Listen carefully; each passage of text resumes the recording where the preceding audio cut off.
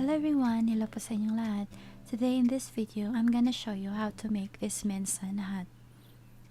I am using 4.5mm crochet hook and the size on the top of the head is 15cm. If you want to follow the pattern, I put it in description below. We will start with the magic ring, chain 1, and 6 single crochet inside the magic ring.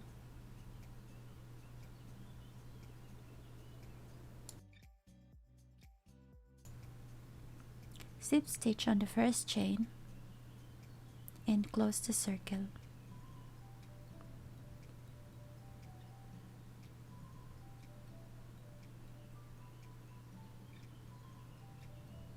Chain 1 and 2 single crochet in each of the chain for a total of 12 single crochet.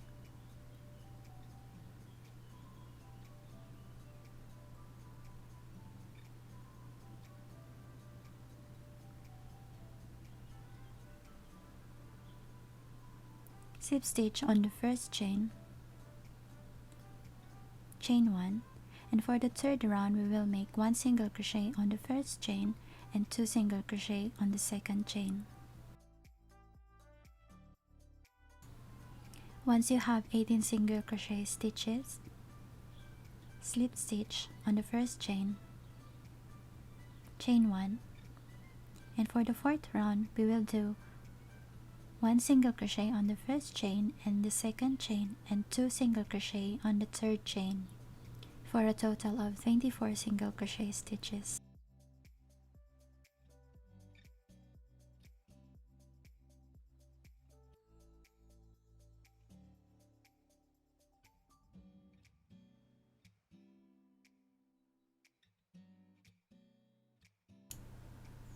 Once you have 78 stitches all around, slip stitch and chain 1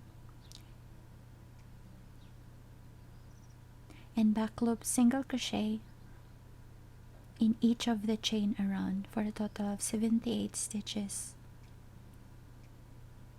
Back loop single crochet and we will meet to the end.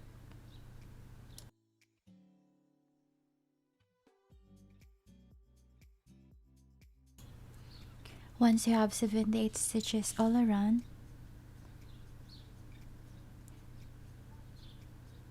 slip stitch on the first chain, chain 1. For round 15, you will need to do 1 single crochet on 1 to 12 chains and 2 single crochet on the 13th chain, and you need to repeat this one for 9 rows until 24 rows of 84 single crochet stitches.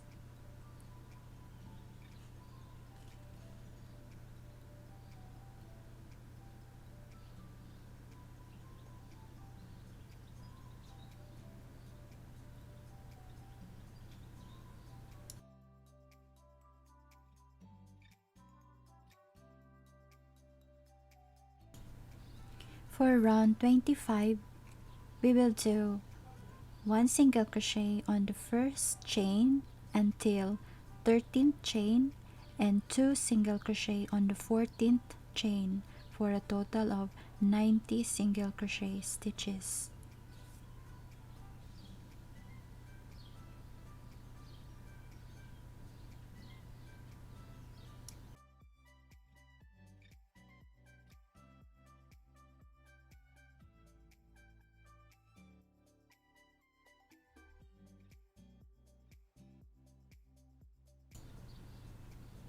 For the round 28 to 30, we will do 1 single crochet on the 1 to 14 chains and 2 single crochet in the 15th chain for a total of 96 single crochet stitches.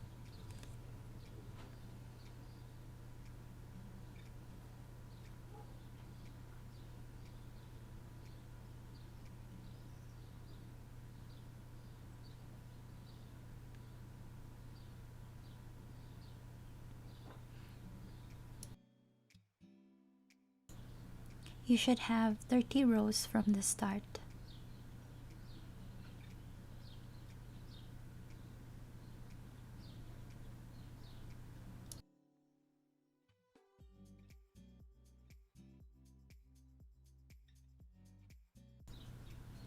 For the round 31, you will do 1 single crochet from 1 to 15 chains and 2 single crochet in the 16th chain for a total of 102 stitches.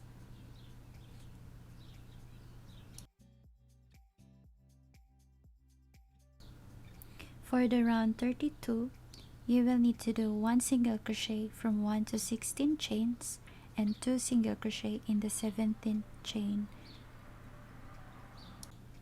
for a total of 108 stitches.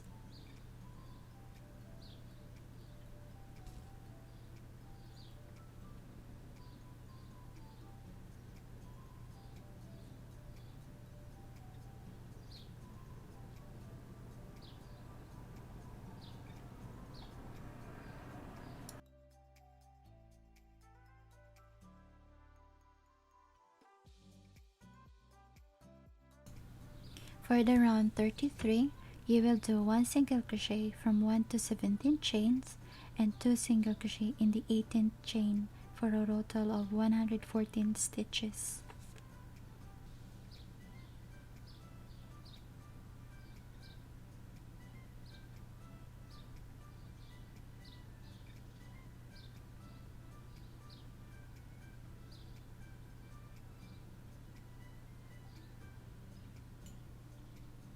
For the round 34, you will do 1 single crochet from 1 to 18 chains and 2 single crochet in the 19th chain for a total of 120 stitches. And you will repeat 2 more rows of 120 stitches.